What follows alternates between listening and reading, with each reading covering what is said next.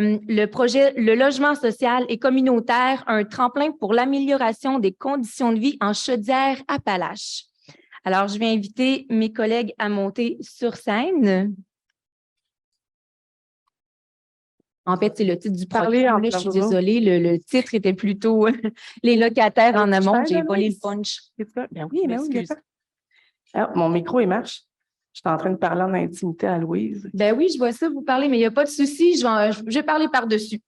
Alors, pour vous mettre en contexte, ce projet est documenté par une recherche réalisée avec l'UQAR. Il a pour objectif d'augmenter les collaborations intersectorielles autour des besoins des locataires. Il prend la forme de 3 laboratoires implantés directement dans les milieux de vie. On a le Lab Emploi à Lévis, le Lab Éducation à Sainte-Croix et le Lab Participation citoyenne qu'on surnomme le projet CLIC. C'est bon?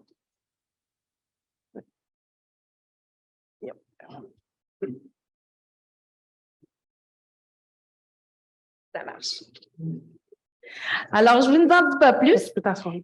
J'invite Julie Richard, professeure au département de psychosociologie et travail social de l'Université du Québec à Rimouski, ainsi que Mme Céline Bernier, coordonnatrice du projet CLIC de l'OH de Lévis, à prendre la parole, avec vos invités, bien entendu.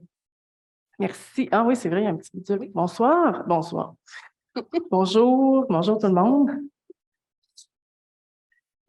Ça va bien? Oui. Bon, nous autres aussi, hein? Ça va bien. Vous ne l'avez pas demandé, mais nous autres aussi, on va bien. Fait que la digestion, ça se passe bien. On est dans le pic, là, fait que parler de recherche là, avec ce momentum de digestion, c'est winner, hein, dans le timing. Yes!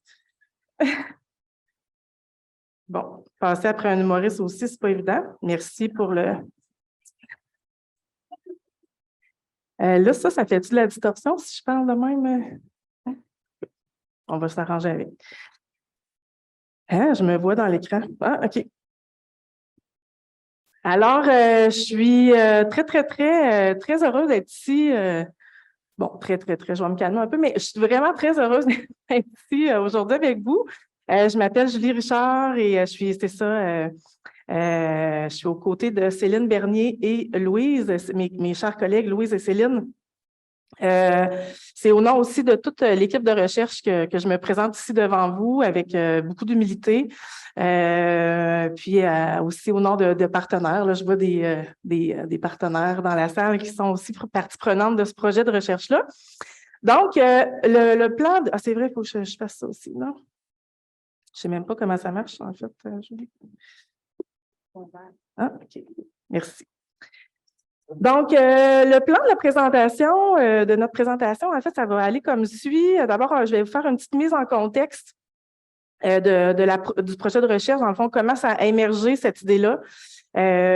Pourquoi on fait ça, ce projet de recherche-là, et c'est quoi nos visées. Ensuite, il va y avoir une présentation des 3 projets qu'on appelle affectueusement les laboratoires. Bon, c'est pas tous les projets qui appellent ça laboratoire, mais nous, dans l'équipe de recherche, pour simplifier les choses, on appelle ça comme ça. Donc, il va y avoir une présentation des 3 projets d'intervention qui nous intéressent particulièrement, qui ont fait, c'est ça, l'objet de cette grande démarche de recherche collaborative. Puis, pour terminer, je vais reprendre la parole, puis je vais vous raconter un petit peu les rouages du projet de recherche en essayant de ne pas trop vous endormir. Mais non, ça va être le fun, quand même. Donc, oui, c'est ça, je suis professeure au département de psychosociologie et travail social à l'UQAR, au campus de Lévis. Très heureuse de faire ça. C'était vraiment un de mes rêves. Puis, je suis aussi membre du collectif de recherche participative sur la pauvreté en milieu rural.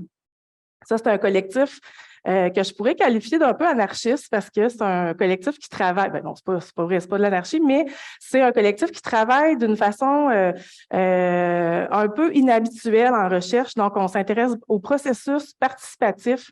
On s'intéresse au processus participatif, mais surtout, on s'intéresse aux recherches qui incluent différentes perspectives, dont l'expertise académique, l'expertise du vécu. Donc, on s'intéresse aux réalités de la pauvreté. Donc, on trouve ça nécessaire d'inclure avec nous les personnes qui vivent la pauvreté, Puis aussi, on s'intéresse à l'expertise de pratique. Donc, les praticiens, les intervenants qui travaillent auprès des personnes en situation de pauvreté ou qui vivent toutes sortes de choses, on est intéressé à ces expertises-là. On est intéressé, en fait, à les croiser, ces expertises-là, pour générer des savoirs le plus complets, le plus juste possible pour travailler avec les communautés. Fait que là, je ne sais pas pourquoi j'ai tout raconté ça, c'était pas supposé, mais je vous raconte le collectif. Et c'est pour ça, en étant membre de ce collectif de recherche participative, que j'ai l'honneur d'être co-chercheur sur ce projet vraiment tellement inspirant, qui est le soutien communautaire au logement social et communautaire, un tremplin pour l'amélioration des conditions de vie des locataires et la réduction des inégalités sociales de santé.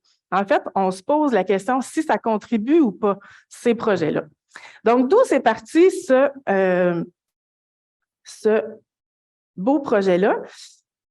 Vous dire assez rapidement que Chaudière-Appalaches, en fait, est reconnue comme une région qui travaille vraiment bien tissé, serré ensemble depuis des années, puis ils ont un historique de collaboration assez particulier qui s'incarne en fait à travers je suis comme déconcentrée par la caméra. Qui s'incarne en fait à travers un comité de partenaires régionaux en soutien communautaire au logement social et communautaire. Ça, c'est une grande table de partenaires qui travaillent de façon extraordinaire à trouver des solutions novatrices pour soutenir en fait les locataires dans leur milieu de vie, entre autres. Puis ces partenaires-là ont aussi un historique de recherche, de collaboration pour mettre en place des projets de recherche pour documenter leurs pratiques, se remettre en question, réfléchir à ce qu'ils font, ajuster si c'est nécessaire, renforcer si c'est nécessaire aussi. Donc, il y a vraiment une culture de recherche puis d'intérêt à documenter puis à réfléchir, donc une pratique réflexive. Donc, nous, ça nous a beaucoup intéressés. Puis, c'est dans ce cadre-là, en fait, que le comité nous a interpellés, mais aussi, c'est dans ce cadre, c'est dans leur pratique, en fait, en lien avec ce soutien communautaire-là, qu'ils ont eu envie d'aller un petit peu plus loin, dans le sens que, oui, l'accès à un logement social, communautaire, c'est nécessaire pour prévenir l'exclusion, ou en tout cas, corriger les situations d'exclusion, mais c'est aussi, puis bon, ça contribue à réduire les inégalités sociales, évidemment, mais ils avaient envie d'aller un petit peu plus loin parce que c'est pas suffisant, même si ça peut y contribuer. Donc, ils avaient envie de travailler à mettre ensemble différents secteurs de l'action publique et mettre des projets en branle qui sont jugés novateurs juste par le fait, par exemple, que la SHQ, la police, la SHQ et l'employabilité, par exemple, et l'éducation décident de travailler ensemble pour réfléchir à des solutions. Donc, déjà, de faire travailler ce secteur-là, ce n'est pas quelque chose qui était si naturel. Donc, ce comité-là a eu envie de travailler autrement. Puis, ben, ils se sont dit, il me semble que c'est intéressant ce qu'on est en train de faire, puis il me semble que c'est novateur ou c'est le fun, mais est-ce que ça fonctionne vraiment? Parce que des fois, on est dans la roue, on est dans le feu de l'action, puis on pense qu'on fait les choses de la bonne façon, puis finalement, ben, on se rend compte que ça ne nous permet pas d'atteindre les objectifs visés, notamment réduire les inégalités. Fait que là, ils se sont dit, bien, il me semble que c'est le fun puisqu'on qu'on était en train de faire, mais on aimerait ça vraiment vérifier si ça contribue effectivement à améliorer les conditions de vie des locataires et à réduire les inégalités sociales, les inégalités de participation, les inégalités sociales de santé, une diversité d'inégalités. Fait que c'est comme ça qu'ils ont fait appel, en fait, au collectif de recherche participative et de l'UQAR pour qu'on puisse travailler ensemble à déployer ce grand projet-là. Juste mes notes, c'est quoi? Parce que j'improvise un peu, il faut juste que... oui, c'est ça. Dans le fond, le comité avait non seulement envie de faire un projet de recherche pour documenter ses pratiques, mais ils avaient envie aussi de le faire dans un processus bien réflexif, c'est-à-dire dans un processus qui leur permettrait d'avoir des espaces de dialogue avec les locataires pour réfléchir au projet, mais à l'ensemble de leurs pratiques. Puis ici, ben, je veux saluer, je prends un petit moment, elle ne sera pas contente, mais je veux juste dire juste saluer le précieux travail d'une complice extraordinaire qui est Sophie Garand, qui est à la direction de la santé publique, puis qui est actuellement en rétablissement là, à la maison, fait qu'elle nous écoute de la maison. Sophie, c'est une alliée depuis longtemps là, des locataires, puis elle est préoccupée par l'amélioration des conditions de vie, de la réduction des inégalités. Puis on a vraiment, Sophie est à l'origine de ce projet-là, donc on la remercie et on la salue chaleureusement. Donc, c'est grâce à une entente avec la direction de la santé publique du CIRS de Chaudière-Appalaches et le comité des partenaires régionaux, avec l'UQAR et le collectif de recherche participative sur la pauvreté en milieu rural, qui a une entente qui s'est créée pour déployer ce magnifique projet. Et tout ça, dans quel but? Dans le but de mieux comprendre comment les projets en soutien communautaire au logement social et communautaire, qu'on appelle les laboratoires, lorsque ces projets-là sont épaulés par des partenariats intersectoriels, peuvent contribuer à l'amélioration des conditions de vie des locataires et à la réduction des inégalités sociales de santé. Je ne vous ai pas trop perdu dans la question de recherche. Donc, c'est cette grande question-là qu'on s'est posée puis qu'on a eu envie de répondre à travers ce projet de recherche-là.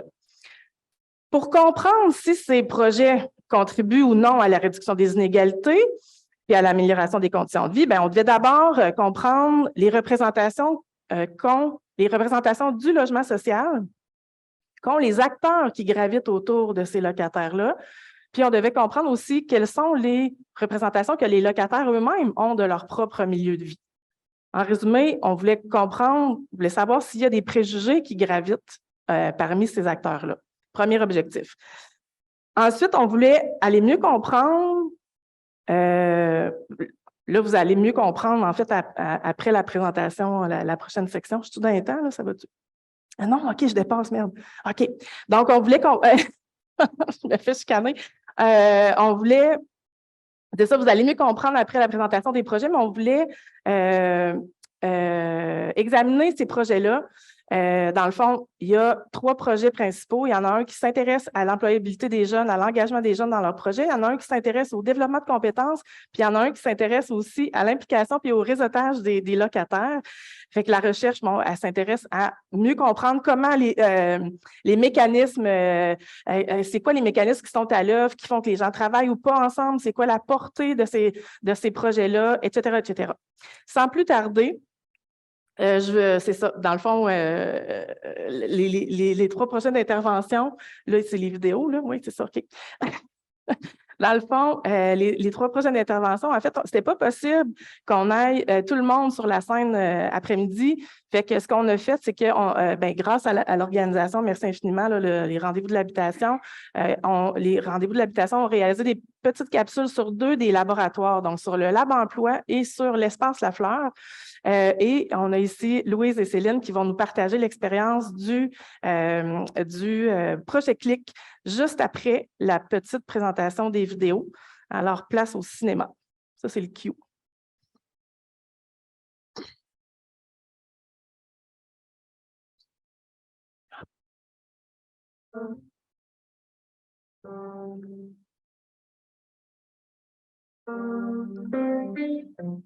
Le Lab Emploi, c'est un projet qui vise à développer les compétences d'employabilité. Ça sert à donner de l'expérience, de l'assurance aux participants.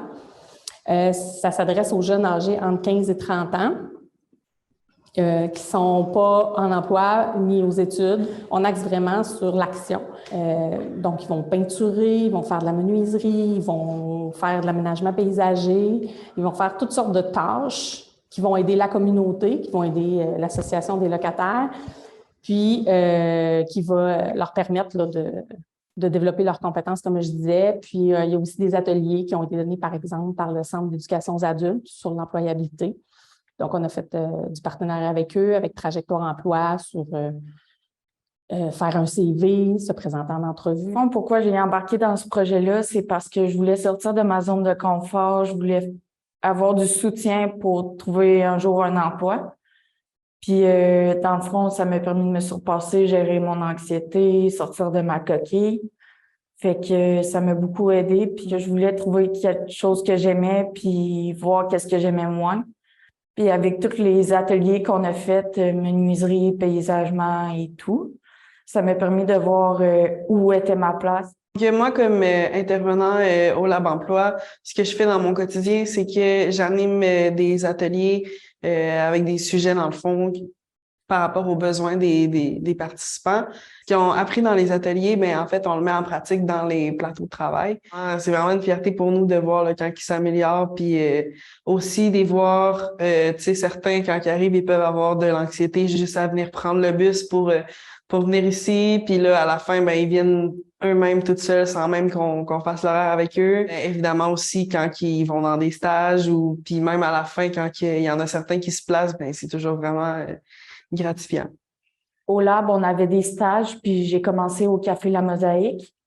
Puis après ça, je me suis trouvé un emploi subventionné là-bas. Puis là, je quitte les prochaines semaines pour un autre emploi qui est non subventionné à 40 heures semaine. Moi, je pense qu'on devrait avoir ce projet-là dans toutes les OMH parce que pour aider le monde comme moi dans certaines situations, ça les aiderait beaucoup parce qu'on est vraiment appuyé puis ça permet de faire un tremplin pour un emploi.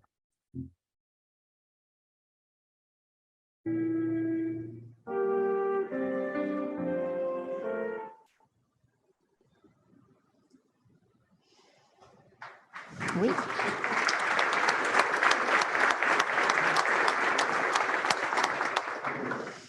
Et là, normalement, il y a la deuxième vidéo. OK, parfait. Je ne vais pas mettre de pression à personne. Je peux jaser entre vous autres, si vous voulez.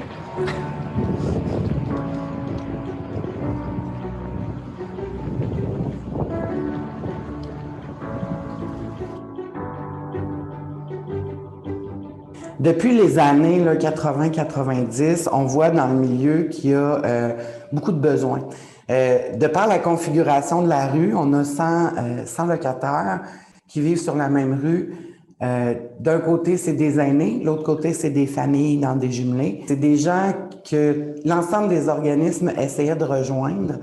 C'est un milieu où, malheureusement, on a une concentration de personnes en situation de pauvreté, en situation de vulnérabilité financière, mais aussi sociale. Un endroit aussi où les locataires portent une étiquette. En 2019, avec le Comité des partenaires régionaux en soutien communautaire en logement social et communautaire, on a eu l'idée du laboratoire éducation sur la rue Lafleur.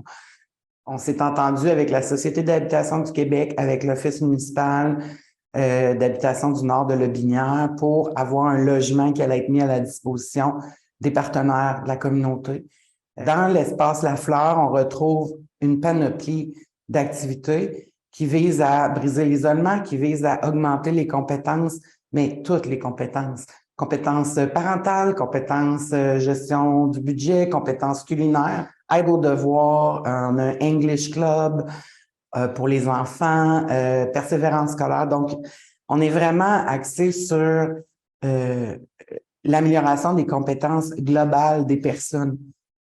Évidemment, la mobilisation citoyenne a pris une grande place.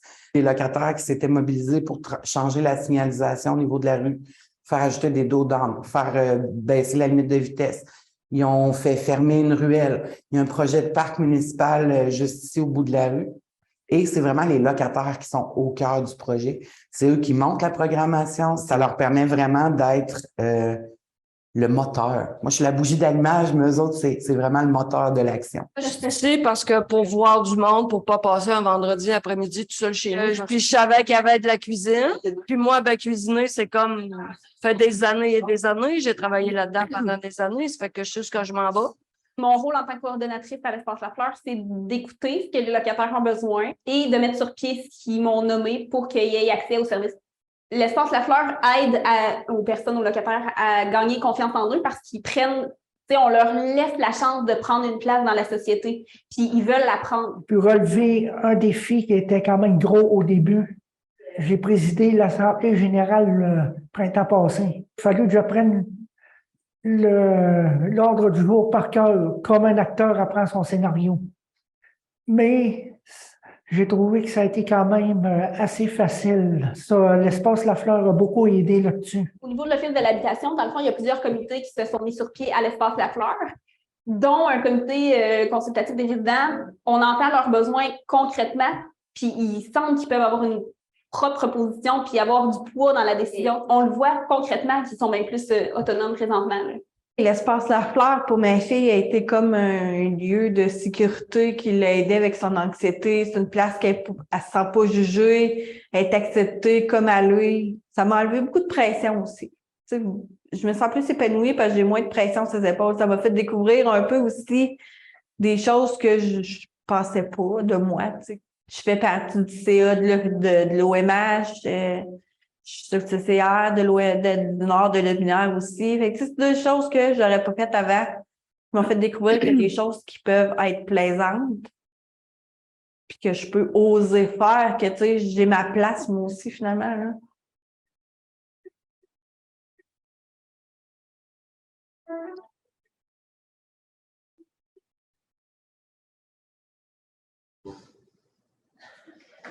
Bravo! Donc, je vais laisser la parole à ma chère collègue Céline. Je ne sais pas comment avancer. Ça va revenir. Ah, parfait. Bien, bonjour, je suis Céline Bernier, coordonnatrice du projet CLIC Chaudière-Appalaches, le laboratoire en participation citoyenne. Je suis accompagnée de Louise Poisy, une locataire de l'OMH de Lévis impliquée depuis les tout débuts des travaux de CLIC. CLIC qui signifie citoyen, locataire, impliqué et concerté en Chaudière-Appalaches. Et on a des renforts là-bas. Notre belle gang de locataires impliqués. Saluez-nous. Bonjour, groupe. Merci d'être là avec nous aujourd'hui. Il y avait juste une brave, par exemple, pour monter sur le stage.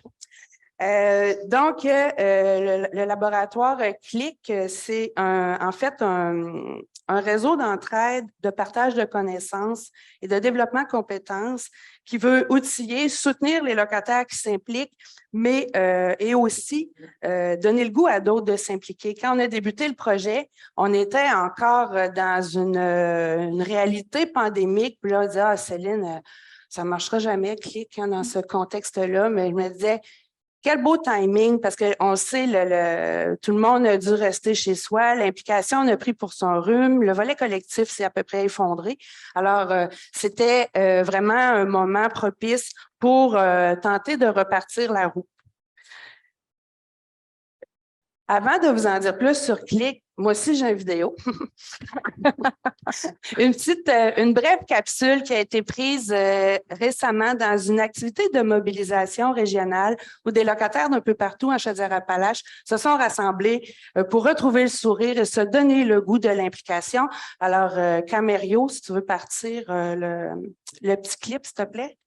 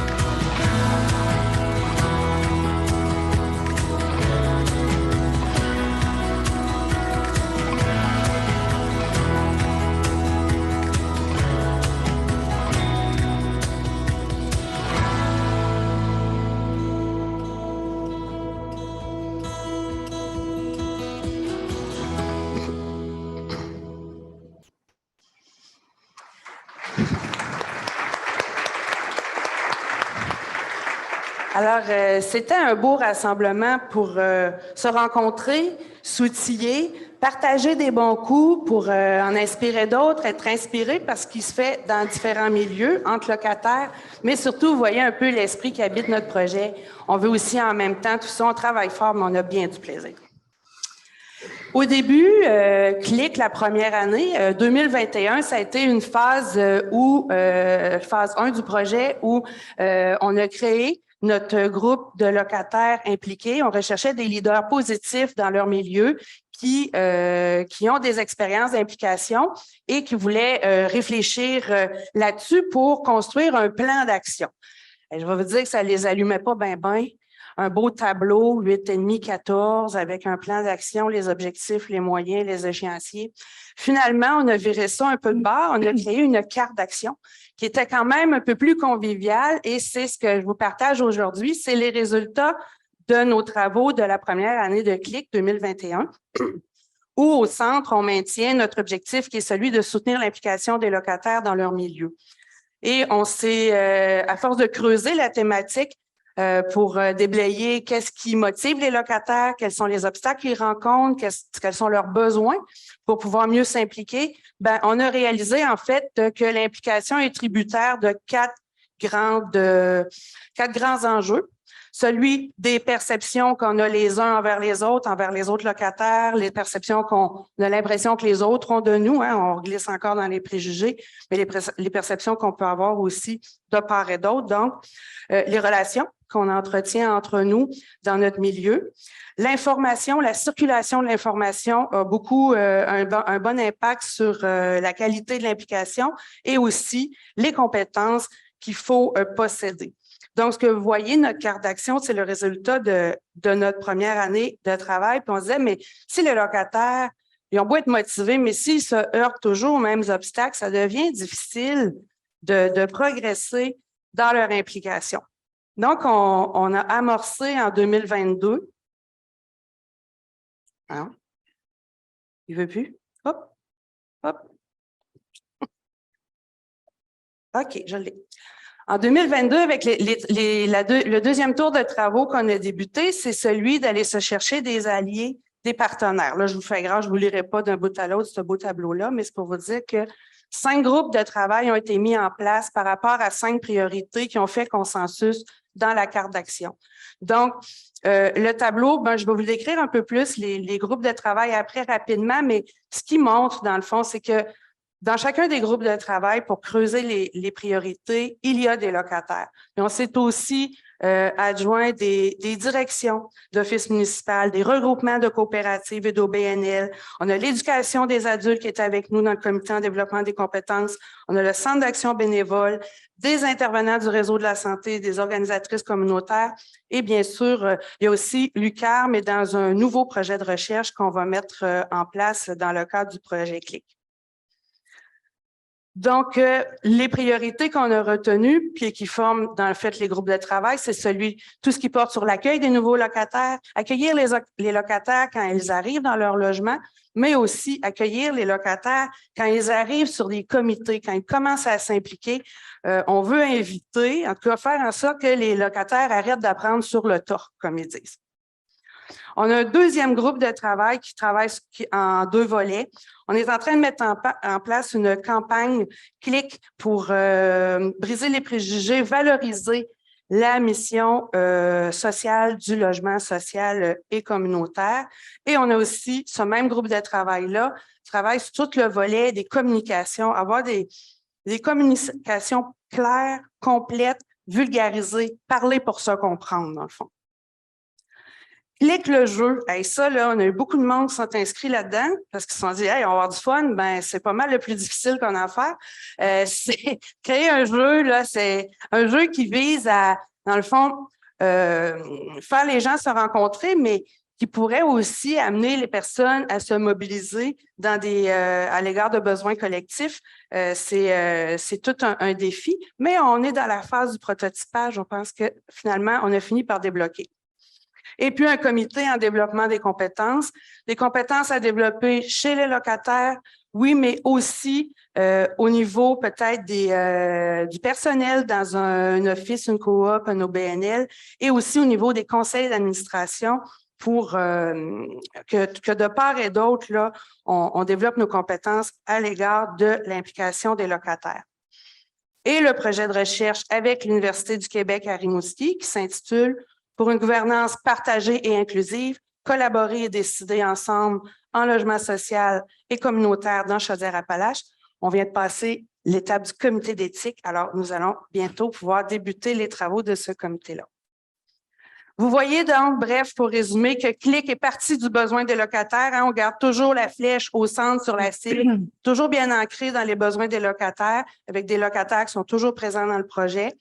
On a fait notre deuxième tour de roue de rallier les partenaires. Maintenant, on est en train de développer des outils, des pratiques, etc., pour ensuite partager le résultat de notre travail avec les milieux et peut-être, qui sait, influencer, nous l'espérons, les décideurs quand il s'agit de valoriser la mission sociale, le volet social de l'habitation sociale et communautaire. Et pour conclure, c'est toi qui as le micro? Parce qu'il n'est plus là. Juste pour le mot de la fin, ben, je le laisse à Louise qui porte la parole de ses collègues aujourd'hui. Elle a un petit message à vous adresser. Bonjour, je me présente. Je suis Louise Foisy, membre du CLIC, c'est-à-dire Comité de locataires impliqués et concertés Chaudière-Appalaches. Et oui, je fais partie de la CLIC, du CLIC. J'ai été choisie pour parler au nom de notre groupe, toutes et tous des locataires impliqués de chacune des régions en Chaudière-Appalaches.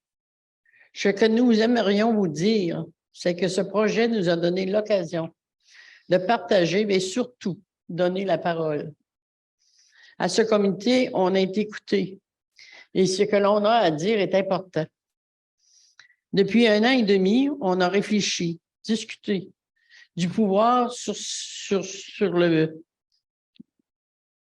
discuter en toute démocratie sur le comment améliorer notre milieu de vie, reprendre du pouvoir sur celui-ci, en collaboration avec chacune des offices municipaux concernés. N'avez pas à avoir peur de nos locataires impliqués et concertés, car tout ce changement ne peut se faire qu'en collaborant avec vous. Vous savez, dans ce comité, on ne nous met pas de mots dans la bouche, car on a la libre expression de ce que nous sommes. Ce que nous voulons, c'est d'établir un dialogue afin d'être capable d'exprimer nos besoins. Nous avons aussi espoir qu'on nous écoute. Nous croyons que cela ne peut se faire qu'en améliorant notre communication. Nous voulons simplement une circulation de l'information telle que nous aviser pour des changements qui risquent de perturber notre quotidien.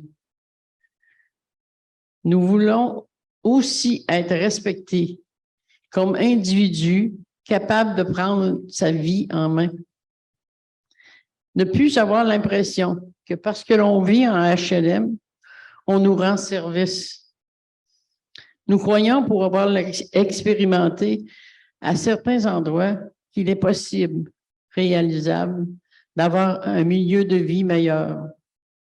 Nous sommes toutes et tous prêts à collaborer, car chacune et chacun de nous sommes fiers de porter la parole des locataires de leur région. Je vais vous laisser sur le slogan de notre groupe qui est à l'image de nos souhaits. Faire mieux, faire plus et mieux ensemble.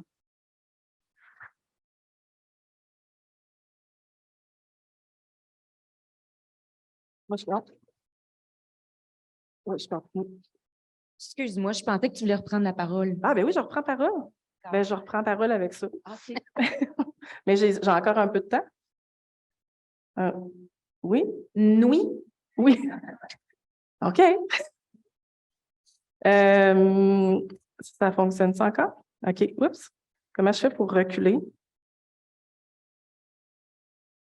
Bon, je vais ouais. OK. Bon, excusez pour l'intermittent. En fait, je vais y aller assez rapidement parce que l'idée aussi, c'était de vous présenter. Merci d'abord, merci. Quel témoignage important puis nécessaire. En fait, on pourrait conclure là-dessus puis dire que au collectif, puis le projet de recherche, en fait, ce qu'il avait envie de mettre en lumière, justement, c'était la contribution intellectuelle que les locataires peuvent avoir dans ce genre de projet-là, dans les réflexions qui encadrent, en fait, le déploiement de projets de soutien communautaire ou de l'action publique qui est organisée autour des logements sociaux communautaires. Donc, j'avais juste envie de vous raconter assez rapidement, si je peux me permettre, qu'on a mis en place toute une structure collaborative pour permettre justement aux partenaires et aux locataires de s'impliquer à toutes les étapes du projet de recherche. Je vais y aller rapidement. Puis, pour peut-être une petite minute ou deux encore, on s'est dit qu'on avait envie justement d'examiner les projets d'action qui se passaient au même moment où les projets étaient en train de se déployer. On avait envie d'examiner différents éléments. Tantôt, je vous ai parlé qu'on avait envie de s'intéresser aux représentations. Dans le fond, on a mis en place toute une méthode de collecte de données en 3 étapes, en 3 temps, en fait, avec un questionnaire sur les représentations que l'ensemble des catégories d'acteurs de ce projet-là qui gravitent autour des projets. En fait, les 3 catégories d'acteurs, dans le fond, c'est les gestionnaires qui sont autour de la réalisation des projets, les intervenants aussi, mais aussi les locataires qu'on considère en fait dans la boucle de réflexion. Fait que pour répondre à notre grande question fédératrice, on a mis cette méthode-là en place, puis pour y aller, pour terminer, mon Dieu, je me sens rochée, mais c'est de dire que cette collecte de données-là comprend aussi des entretiens collectifs qu'on a fait dans chacun des laboratoires avec les intervenants, avec les gestionnaires, avec les locataires aussi. Puis, dans chacun des laboratoires, il y a eu ça qui a eu lieu. Puis après, l'idée, c'est de faire une analyse avec les 3 catégories d'acteurs de ce qu'on a récolté comme données dans chacun des laboratoires et d'arriver à la fin, pour faire une grande analyse transversale de ces 3 laboratoires-là pour qu'on puisse tirer des leçons sur les éléments qui nous intéressent, les dimensions qui nous intéressent, soit l'action intersectorielle qui mobilise l'action novatrice, qui permet d'améliorer les conditions de vie et puis les inégalités sociales, les conditions de vie des locataires et réduire, si c'est possible, les inégalités sociales de santé. Fait que voilà, on est rendu en fait à l'étape de l'analyse presque transversale, puis il y a un grand événement qui va avoir lieu le 16 février prochain où on va faire vraiment une grande réunion pour collectiviser en fait ces données-là, s'approprier ces résultats-là, mais aussi porter la parole le plus loin possible des locataires et diffuser éventuellement nos résultats de recherche d'une façon assez créative, je suis certaine, parce que dans ce comité-là, c'est pas la créativité qui manque. Fait que voilà, c'est tout. Merci infiniment de votre écoute et de votre patience. Merci beaucoup.